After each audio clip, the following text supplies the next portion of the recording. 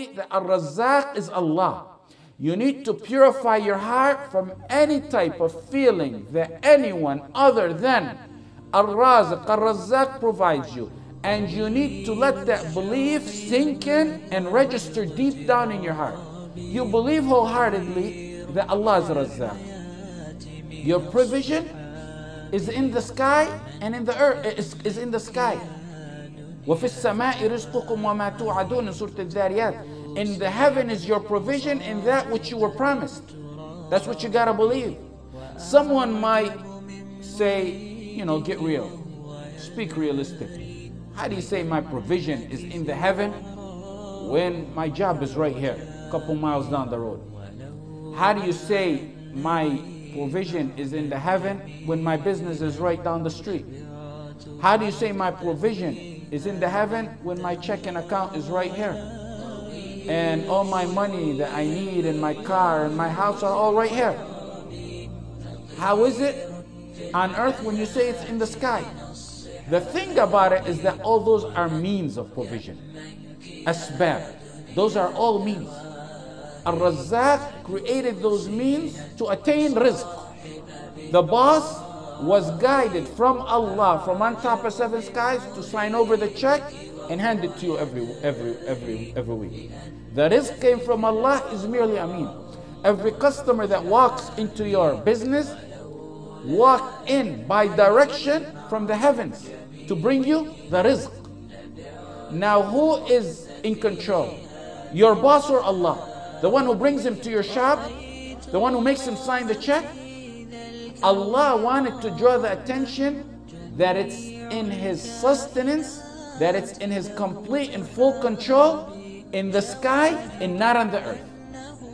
Ibn Qudama and Al-Qurtubi narrated with a chain that Al-Asma'i, he said, I was leaving a masjid in Basra in Iraq. I was leaving and I was walking in the alley and a Bedouin approached with a bow and a sword, very gruff and rude looking. And he asked, which tribe you belong to? And Asma, said, I'm from Asma, the tribe of Asma. He said, are you the one they call Al-Asma? You're the big famous scholar they call Asma? He said, yes. He gave him salam, he sat down. The Bedouin asked Al-Asma, where do you come from? What area? Tell me more about where you came from. He said, I came from a place, Al-Asma wanted to use it for da'wah. He said, I come from a place where they recite the word of Allah. The Bedouin said, there is a word of Allah that's being recited on the tongues of humans? He said, yes. The Bedouin said, recite to me. He started reciting Al-Dhariyat until he got to verse 22 from Al-Dhariyat. وَفِي السَّمَاءِ رِزْقُكُمْ وَمَا تُوعَدُونَ. The Bedouin said, enough. Asma said, this is the word of Allah. The Bedouin said, this is the word of Allah. He said, yes, this is the word of Allah. He revealed it to his Prophet Muhammad ﷺ. The Bedouin was astonished. He got up, he slaughtered his camel, he skinned it, and he said, Asma, come help me give the flesh for all the poor people in the town as charity. Then he broke his sword and bow and faded into the desert, reciting over and over again, وَفِي السَّمَاءِ رِزْقُكُمْ وَمَا تُوعَدُونَ وَفِي السَّمَاءِ رِزْقُكُمْ وَمَا تُوعَدُونَ. Al-Asma said, I began to blame myself. Why wasn't I as strong as this man in his belief? He took that verse to heart. The Bedouin basically heard that verse, and a lot of them were sharp in Arabic. He took the verse and he took it to heart. He used to stress and in wild pursuit over provision. So he said, why on earth have I been stressing? Basically, that's what he was saying. Why on earth was I stressing and killing myself to get something guaranteed to me from in the top of the 7 heavens? It brought him comfort and ease knowing that rizq is coming from the heavens. The years went on and the years went on, and Asma said, I went to Hajj with Harun al-Rashid. When I got to Mecca, someone was calling me, Asma, Asma. I looked back from the crowd, and it was that Bedouin, pale and old looking. He was weak and old and pale looking now. He said to me, sit down, read to me more from the Quran.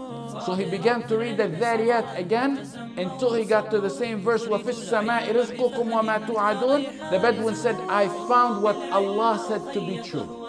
Read more for me. Continue reading for me. He said, فَوَرَبِّ السَّمَاءِ وَالْأَرْضِ إِنَّهُ لَحَقٌّ مِثْلَ مَا أَنَّكُمْ تَنْطِقُونَ فَوَرَبِّ السَّمَاءِ وَالْأَرْضِ إِنَّهُ لَحَقٌّ مِثْلَ مَا أَنَّكُمْ تَنْطِقُونَ. By the Lord of the heavens and the earth, it is truth, just as it is truth that you can speak. An oath. Allah gives an oath by Himself. فَوَرَبِّ السَّمَاءِ وَالْأَرْضِ. An oath followed by لَحَقٌ. Lam in لَحَقٌ is lam al-tawkeed. The lam is assurance, emphasis, affirmation, assertiveness, to make you sure that the rizq is from the sky. When the Bedouin heard that, he shouted, who angered Allah so much that Allah the Mighty, the Sublime, the Jaleel, they did not believe in Him, that Allah needed to give an oath? He said it 3 times over and over again. The 3rd time, he died. The verse melted him to death. Your provision is in heaven just as true as you speak.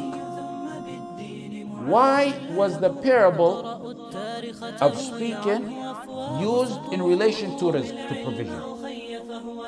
Allah is saying for 2 reasons. Allah is saying, be assured that your provision is coming to you from heaven just as certain and definite as you speak. You have any doubt that you speak? No.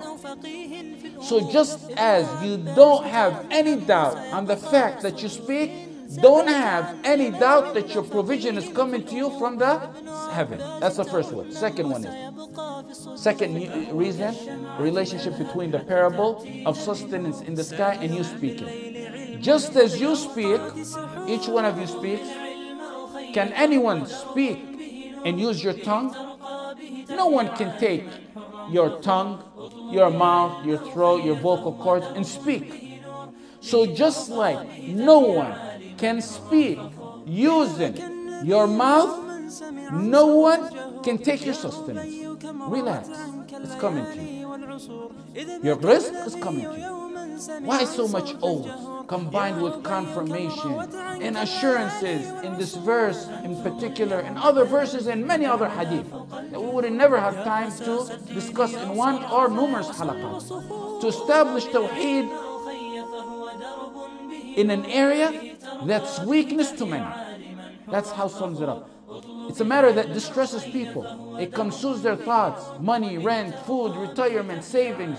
Allah wants you to live a Tawheed-filled life that entails a stress-free life, a relaxed life. وَمَا مِن دَابَّةٍ فِي الْأَرْضِ إِلَّا عَلَى اللَّهِ رِزْقُهَا وَيَعْلَمُ مُسْتَقَرَّهَا وَمُسْتَوْدَعَهَا كُلٌّ فِي كِتَابٍ مُبِينٍ. In Surah Hud, Allah says, no moving creature, no moving creation on this earth, but the provision comes down from Allah. وَيَعْلَمُ مُسْتَقَرَّهَا وَمُسْتَوْدَعَهَا. He knows, Allah knows the dwelling place for that creation and its deposit.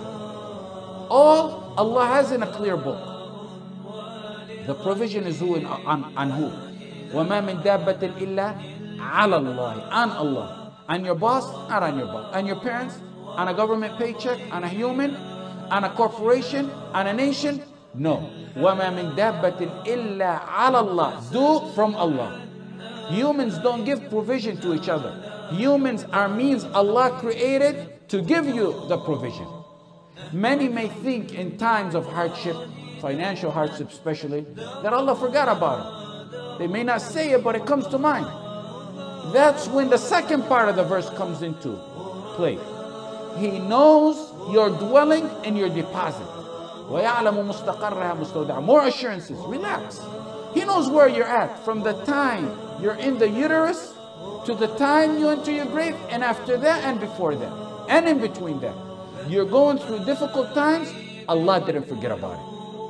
That's what وَيَعْلَمُ مُسْتَقَرَّهَا مُسْتَوْدَعَهَا means. If Allah promised every animal its provision, is He going to leave out humans when they were the most honored of Allah's creation? وَلَقَدْ كَرَّمْنَا بَنِي آدَمَ. And we have honored the children of Adam. We will provide, Allah said, we will provide for animals. So do you think He's going to leave out those more honored human beings? Will Allah promise to provide sustenance to those who defame Him, saying He has a son, and leave out those who say that La ilaha illallah. His provision reaches all, animals, kafir and Muslim. In a way, Allah corrected Ibrahim in his dua. وَإِذْ قَالَ إِبْرَاهِيمُ رَبِّ اجْعَلْ هَذَا بَلَدًا آمِنًا وَارْزُقْ أَهْلَهُ مِنَ الثَّمَرَاتِ مَنْ آمَنَ مِنْهُمْ بِاللَّهِ وَالْيَوْمِ الْآخِرِ. Ibrahim said in his dua, famous dua, Lord, Ya Allah, make Mecca, this city, a place of security, safe place, and provide its believing people with fruits, provision, give them provision. Allah answered, and he said, the believing.